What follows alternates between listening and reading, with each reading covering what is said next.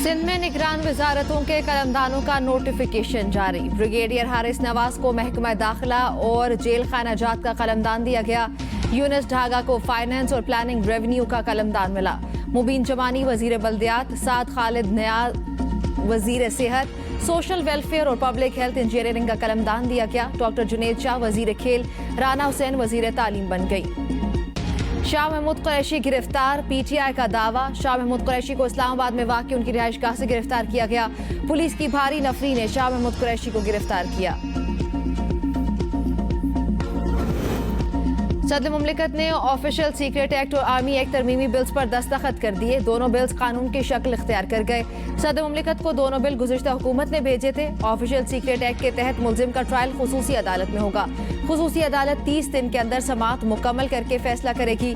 Army act के मुताबिक कोई भी फौजी एहलकार रिटायरमेंट, इस्तीफे या बरतरफी के 2 साल बाद तक सियासी सरगर्मी में हिस्सा नहीं लेगा। खिलाफ वर्जी करने वाले एहलकार को 2 साल तक कैद व मुशक्कत की सजा होगी।